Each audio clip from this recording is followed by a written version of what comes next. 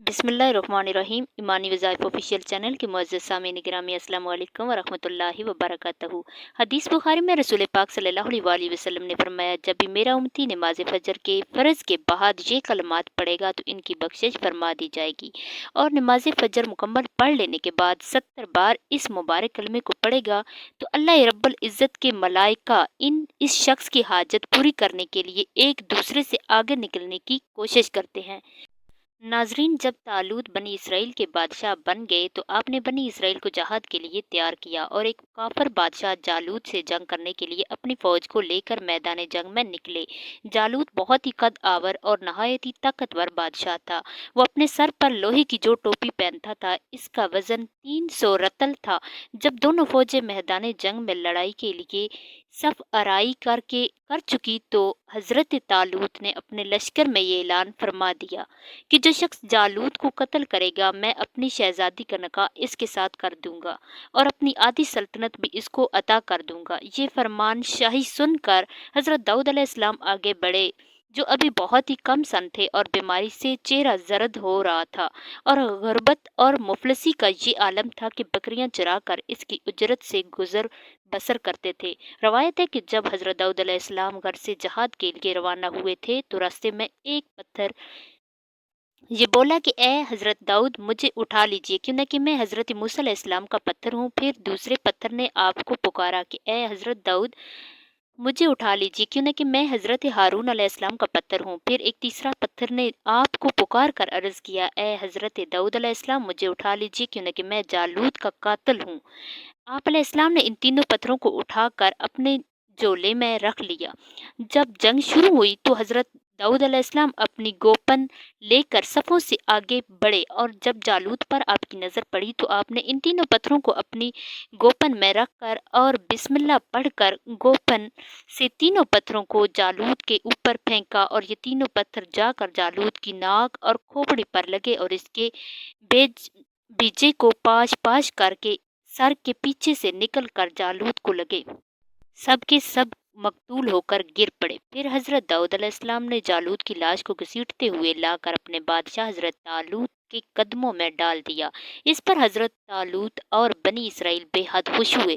जालूत के कत्ल हो जाने से इसका लश्कर भाग निकला और हजरत तालूत को फतेह मुबीन हो गई, और अपने ऐलान के मुताबिक हजरत तालूत अलैहिस्सलाम ने हजरत दाऊद अलैहिस्सलाम के साथ अपनी लड़की का निकाह कर दिया और अपनी आधी सल्तनत का इनको सुल्तान बना दिया। फिर पूरे 40 बरस के बाद जब हजरत तालूत बादशाह का इंतकाल हो गया तो हजरत दाऊद अलैहिस्सलाम पूरी सल्तनत के बादशाह बन गए, और जब हजरत शमूएल अलैहिस्सलाम की वफात हो गई तो अल्लाह ताला ने हजरत दाऊद अलैहिस्सलाम को सल्तनत के साथ नबूवत से भी सरफराज फरमा दिया। आपसे पहले सल्तनत और नबूवत दोनों एजाज एक साथ किसी को भी नहीं मिला था। आप पहले शख्स हैं कि इन दोनों ओहदों पर फैज होकर 70 बरस तक सल्तनत और नबूवत दोनों मनसुबों के फ़र्ज पूरे करते रहे, और फिर आपके बाद आपके फर्जिंद हज़रत सुलेमान अलैहिस्सलाम को भी अल्लाह ताला ने सल्तनत और नबूवत दोनों मर्तबों से सरफराज फरमाया। बनी इसराइल का ये आम दस्तूर था कि वो बिल्कुल नंगे बदन होकर मजमे आम में गुस्ल किया करते थे, मगर हज़रत मूसा अलैहिस्सलाम गो कि इसी कौम के एक फ़र्द थे और इसी माहौल में पले बड़े थे, लेकिन अल्लाह ताला ने इनको नबूवत और रिसालत की अज़मत से सरफराज फरमाया था। इसलिए आपकी अज़मत, नबूवत भला इस बेहया बेगैरती को कब कब गवार कर सकती थी। आप बनी इसराइल की इस बेहयाई से सख्त नाला और इंतहाई बेजार थे, इसलिए आप हमेशा या तो तन्हाई में या तहबंद पहनकर गुस्ल फरमाया करते थे। बनी इसराइल ने जब ये देखा कि आप कभी भी नंगे होकर गुस्ल नहीं फरमाते तो जालिमों ने आप पर बहतान लगा दिया कि आपके बदन के अंदरूनी हिस्से में कोई ऐब ऐसा ज़रूर है कि जिसको छुपाने के लिए आप कभी बराहना नहीं होते, और जालिमों ने इस तहमद का इस कदर ऐलान और चर्चा कर दिया कि हर कूचे बाजार में इसका प्रोपोगंडा फैल गया।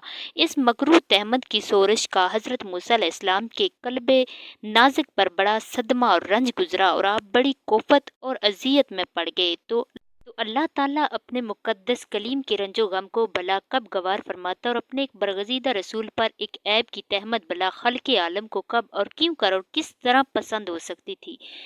अर्रहमान और रामीन ने आपकी बरात और बेऐबी ज़हर कर देने का एक ऐसा ज़रिया पैदा फरमा दिया कि दम ज़दन में बनी इसराइल के प्रोपोगेंडों और उनके शकूक व शबाहत के बादल छट गए, और आपकी बरात और बेअबी का सूरज आफ्ताबे आलम महताब से ज़्यादा रोशन अश्कार हो गया। और वो यूं हुआ कि एक दिन आप पहाड़ों के दामनों में छुपे हुए एक चश्मे पर गुसल के लिए तशरीफ़ ले गए, और ये देख कर कि यहाँ दूर दूर तक किसी इंसान का नामो निशान नहीं है, आप अपने तमाम कपड़ों को एक पत्थर पर रख कर और बिल्कुल बराहना बदन होकर गुस्ल फरमाने लगे। गुस्ल के बाद जब आप लिबास पहनने के लिए पत्थर के पास पहुंचे तो क्या देखा कि वो पत्थर आपके कपड़ों को लिए हुए सर पर भागा चला जा रहा है। ये देखकर हजरत मूसा अलैहिस्सलाम भी इस पत्थर के पीछे पीछे दौड़ने लगे कि सो भी हिजर, यानी ए पत्थर मेरा कपड़ा। मगर ये पत्थर बराबर भागता रहा, यहाँ तक कि हर शहर की बड़ी बड़ी सड़कों से गुजरता हुआ गली कूचों में पहुंच गया, और आप भी बराहना बदन होने की हालत में बराबर पत्थर को दौड़ते चले गए, पीछे पीछे दौड़ते गए। इस तरह बनी इसराइल के हर छोटे बड़े ने अपनी आंखों से देख लिया कि सर से पांव तक आपके मुकद्दस बदन में कहीं भी कोई ऐब नहीं है, बल्कि आपका हर हिस्सा हुस्न जमाल आपके जिस्म में अक़दस का में इस कदर नुक्ते कमाल को पहुंचा हुआ है कि आम इंसानों में इसकी मिसाल तकरीबन महाल है। चनाचा बनी इसराइल के हर फर्द की ज़बान पर यही जुमला था कि खुदा की कसम मूसा बिल्कुल ही बेऐब है। जब ये पत्थर पूरी तरह हज़रत मूसा अलैहिस्सलाम की बरात का ऐलान कर चुका तो ये खुद ब खुद ठहर गया। आपने जल्दी से अपना लिबास पहन लिया और इस पत्थर को उठाकर अपने झोले में रख लिया। मैदान तह में इस पत्थर पर हज़रत मूसा अलैहिस्सलाम ने अपना असा मार दिया था तो इसमें से 12 चश्मे जारी हो गए थे, जिसके पानी को 40 बरस तक बनी इसराइल मैदान तह में इस्तेमाल करते रहे, जिसका पूरा वाक़या पहले गुजर चुका है। कुरान मजीद की आयत मौजज़ात के मुनकरीन जो हर चीज़ को अपने नाक़िस अक्ल की ऐनक ही से देखा करते हैं, इस पत्थर से पानी के चश्मों का जारी होना महल करार देकर इस मोज़े का इनकार करते हैं और कहते हैं कि हमारी अक्ल इसको कबूल नहीं कर सकती कि इतने छोटे से पत्थर से 12 चश्मे जारी हो गए। हालांकि ये मुनकरीन अपनी आंखों से देख रहे हैं कि बाज़ पत्थरों में अल्लाह ताला ने यह तासीर पैदा फरमा दी कि वो बाल मोड़ देते हैं। बाज़ पत्थरों का ये असर है कि वो सिरका को तेज़ और तराश बना देते हैं। बाज़ पत्थरों की ये खसियत है कि वो लोहे को दूर से खींच लेते हैं। बाज़ पत्थरों से मोजी जानवर भाग जाते हैं। बाज़ पत्थरों से जानवरों का जहर उतर जाता है। बाज़ पत्थरों से दिल की धड़कन के लिए तरियाक है। बाज़ पत्थरों को ना आग जला सकती है और ना ही गर्म कर सकती है। बाज़ पत्थरों से आग निकल पड़ती है, आतिश फ़शा फट पड़ता है। तो जब खुदावंद कदस ने पत्थरों में किस्म किस्म के असरात पैदा फरमा दिए हैं तो फिर इसमें कौन सी खिलाफ अक्ल और महाल बात है कि हज़रत मूसा अलैहिस्सलाम के इस पत्थर में अल्लाह ताला ने ये असर बख्श दिया और इसमें यह खसियत अता फरमा दी कि वो ज़मीन के अंदर से पानी जज़ब करके चश्मों की शक्ल में बाहर निकलता रहे। इस पत्थर में ये ताख़ीर होकर जो हुआ इस पत्थर से टकराती हो वो पानी बनकर मुसलसल बहती रहे। ये अल्लाह ताला की कुदरत से हरगज़ ना कोई बाईद है और ना ही कोई खिलाफ अक्ल है। लिहाजा ये मौजज़ा है और इस पर ईमान लाना ज़रूरी है, इसका इनकार करना कुफ्र है। हज़रत अबू हुरैरा रज़ी अल्लाह ताला फरमाते हैं कि रसूल पाक सल्लल्लाहु अलैहि वसल्लम ने फरमाया कि अल्लाह ताला नेक बंदे का दर्जा जन्नत में बुलंद फरमाता है तो बंदा अर्ज करता है, ए रब मुझे ये दर्जा कैसे मिला? अल्लाह ताला फरमाता है कि तेरे बच्चे की तेरे लिए दुआए मगफरत करने की वजह है।